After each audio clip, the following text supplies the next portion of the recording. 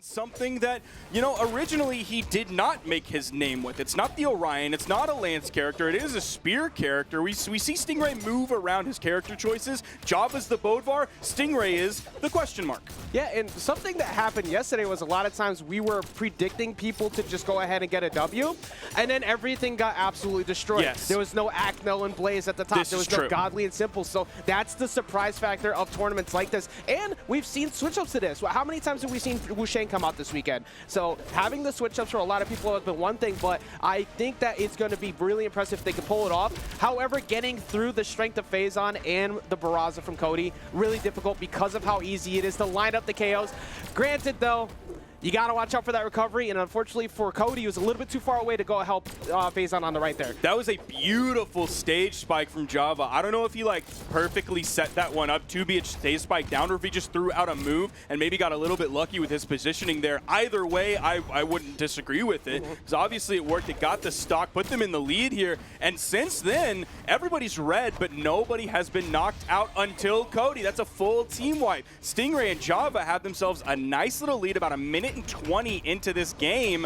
He was coming in. Oh, Cody just barely missed the axe recovery. Java scooped him up. Finally, Java's going to fall. Stingray here. You saw him go for the down signature, covering both sides. I love the both sides signature. Unfortunately, he didn't have quite the range. Cody and Phazon, as the bread in that sandwich, were just a little bit too far apart to get caught. Exactly. You're in that spot. You see that they're going to try and double up on you, so you do your best to close it, but it was on the patience from the red team to not pull the trigger too early. But right now, Phazon, after that early edge guard from before, is deep in the red in an uncomfortable position, but you have the KO power packed with the Akuma. You do fall right there, but that is a really good spot because that gets everything to dead even right now, looking very comfortable on both sides. Stingray really just put out a lot of damage on a Cody very quickly. Turned his sights onto Phazon. Didn't have quite the same success rate as Phazon was able to get out of the string. There's a nice, oh, it wasn't a KO. Who is that thick panda? It's Stingray. He didn't get KO'd there. Finally eats a signature. We have a checkerboard pattern in the top right. Phazon, Java, yellow,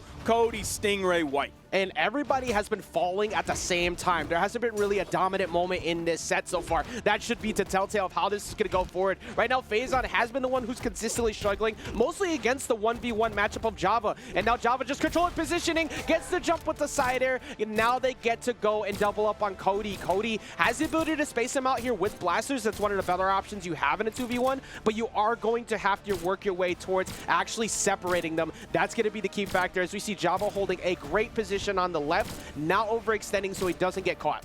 Now you'll probably see from Cody, most of it has been like side lights. You've seen a Nair come out. You've seen the side air as well. Java, Stingray are going to clean that 2v1 up. Very solid first game from them. But if you have Cody in that situation, you're not seeing him throw out blasters, dares. Why is that? Because of all of those active frames, once you get the hit, you're just stuck there. You're blasting away on your opponent, but guess what? There's another person there. The D-light as well, same exact thing. You're locked into that. Even if it doesn't hit, you're still locked into those 3 blasts on the ground. You're going to get stuck. Neutral light, same thing that's going to happen. So you're really limited in your move choice, which is why we saw a lot of side lights. Neutral air is a very safe move, and then side airs mostly coming out from Cody in the 2v1. And something that was rough about that spot too is there's not a lot of room you could really work with to try and bait out an approach on Apocalypse there to get that quick stare to move in, because the coverage that both Java and Stingray had was waiting for any weapon spawn, and you have to commit to get to it. You're going to have to go through a wall. There is a giant side air on the side of Hammer. There's the fact that you have to commit to any active frames, like you said with that down air. So rushing in with the defensive option was pretty much the main thing you had, and that's going to be baited out the moment you try to do it. We also got to worry about that blaster's dead zone if you throw out something like that neutral light. But where the blast is to where your hurt box is, there's an area in there where there's no hitbox coming out from you. Your opponent can get inside of that, and that is punish time. Going into game 2 here, one major thing of note from last game, 665 damage from Stingray. Big work from him, mostly on the spear, but he definitely wasn't stuck whenever he had gauntlets in his hands. That's very, very good, because usually we're talking about Cody with the giant numbers in any time that there's doubles lineup. So the fact that you had that much damage, and even though Cody got 595 himself, he was still able to kind of slow the game down to the point where Cody couldn't line up the KOs for Phazon. Even though Phazon got him a few times, there's going to be an accidental miscommunication that leads to the first stock going to the side of the red team because Java took out Stingray. He did end up falling very early. It was probably about 35 to 40 seconds into the game. Meanwhile, you're looking at Phazon. He's orange. Java, he's orange. Cody's damaged, but depends on his positioning in this. If they try to take him off the top, it's not going to happen for a while. He's Barraza. That ceiling is very high. Blast Zone is far away. Yeah, now you see we're going to see a whole lot of double KO coming in right there. We got plenty of KO power coming in from Kung Fu Panda himself, Poe. That was such a good spot because now after having that early KO go to the miscommunication, Java's still holding on to this third stock very well, and they got that while still holding stage, but that is finally going to be another KO going into favor of the red team. Java is doing an amazing job on defense, but eventually that's going to crack. Now, Stingray did fall more quickly onto his first stock than any other player in the game, but he also was taken out first, and that's exactly what I'm pointing out, Ajax. You pointed at the screen to say that Phazon and Stingray are basically on the exact same pace. You cannot say that about Cody and Java. Cody's getting into the orange, closer to the red. Java is still alive on first stock. You saw him fade to the left to get away from Phazon's ground pound. The hammer moves are still coming out, making connections. Stingray just saved Java. The unarmed recovery from below the stage was the KO move. That means Java had so much damage built up on that first stock. He spent 2 minutes of this game on that first stock. That took forever to take that out, and Stingray keeps consistently finding KOs, even going down. But there we go. Stop side air, gonna take out another one. They have Phazon in a really, really uncomfortable position off stage. The Sweat Beast coming through, gonna send him up. Unfortunately, Stingray couldn't go over to actually get the side air because Cody Travis was hanging out right underneath him.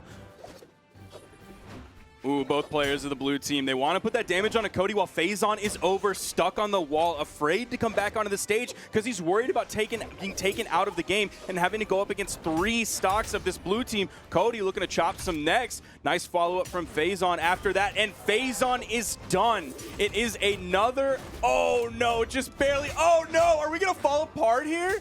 This is such a good position for them because they could go up 2 games right now to one of the teams that we just expect to cruise through, and that's pretty much why I was a little kind of scared at first because we talked about yesterday with everything that happened, and all of a sudden we're seeing it fall apart here because Stingray has been the ace of the staff. 4 KOs going to the side of Stingray, but also Java's defense, keeping himself alive as long as possible. It was so good. And it matters because the moment you keep lining it up for Stingray and you keep making it frustrating for the other team, to get those KOs, they start going into that mode of who do we actually focus on here? Because we need to shut down one of these 2, and it just was not working. Now they're up 2 games and could potentially get another upset over this weekend. This would be one of the first ones we've seen today, but that would be incredible to see to start things off.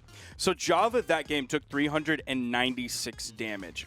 I don't know exactly how much was on that first stock, but oh my goodness. I think most of it was on that first stock. The lion's share of that damage had to be on that first stock. He was definitely past 200. I'd be willing to bet he was past 250 on that first stock, which is impressive in any place. But we're in an invitational tournament against a top 3 North American team, some of the best players in North America, one of which is a very hard-hitting character coming from Cody's Barraza, and he was still able to do that and put out the damage. He wasn't just running away and avoiding. He was active in all of these fights. 532 damage to Stingray's 610. This blue team is playing phenomenally today. I think a big part of what we're going to see as a change here, now with the switch-ups from Phazon, is you're going to see Cody hanging on the axe a lot more, because Cody is getting the hits, he's getting the damage, but it's not enough to actually get the KOs off the blasters where they need it. So instead, go with the spear, just missing a sig kill off the side there. That would have been huge, but they do still at least get the left side there to get Stingray. That was fantastic. I'm glad Phazon continued that, even though he had his teammate in it. His teammate is going to take less damage. There's going to be less force because of just the way the game works when you attack your teammate. Higher defense on that character as well, and they got the KO onto Stingray in the process. And Java Java has apparently the best DI in the business. Just refuses to go down. It's most of the weight in the beard on Bodvar. It's it might be. Oh man, Java almost had the follow-up off of that, but he's going to immediately turn his sights over to Cody Travis, put out some more of that damage while Stingray is focused on getting the KO from Phazon's Kaya. Going to be a character swap coming in here in Game 3, and this is really scary territory. Some people might call it scaratory for Phazon and Cody Travis. They're down 2 games. They are up currently in terms of damage based on how Stingray is damaged compared to Cody Travis, who's in the orange. Also, Phazon Nice crisp white tee. It's getting yellow. Oh, and some crazy things. Touch. Phazon. Java goes down, but Phazon still goes down as well in that. Not worth. Like, it's not completely worth because you end up losing that, and now you have Stingray, who's deep in the red, who's not going to go down here unless Java comes in and gets the save. He just goes right in the middle, though. Stingray has absolutely no fear of being sandwiched between the two, but Java now down to last stock compared to what we were seeing before. This could be a very different change that might keep this set going. Stingray just picked up a nice 4-piece string onto Cody Travis, one of which was a signature, so he's going to get some more damage than one of the regular light attack moves on that. So great play from Stingray, chasing Cody all the way over to the edge. That ground pound from Phazon might have been the clutch moment of this game that they needed. That was so important because you covered both sides. You saw Stingray coming in from the right to try and get you on a mistake and get the whiff punish, but instead not only knock Stingray away to get the knockout, but taking Java into such an uncomfortable position on the left that you're forced to rush back in immediately and take more damage from Cody, who was hanging out. Blue team still technically in the lead if we look at how damaged Stingray is compared to everyone else in the game who's in the orange. I believe Stingray is just in the beginning of orange. He went for the sidelight into the insig rather than a more traditional option, finishing it up with a side signature, taking out Cody right on the edge. Are we going to get a 3-0 Ajax? This might happen right now. We're seeing Stingray and Java just hovering over what could be a 3-0 to start things off. They want that invitation to dinner more than everybody else expected. We thought it would be Cody. We thought it would be Phazon just moving right through, but instead it's on Phazon to clutch out this 2v1 to actually get through this. Java is very unhealthy, but that doesn't matter anymore because Stingray closes it out, and we see a 3-0 to put Cody Travis and Phazon, the number 2 seed, into lowers bracket. So I want to look at the stats for specifically that game before we talk about the overall general ramifications that this has. Look at Stingray, 386 damage. Not a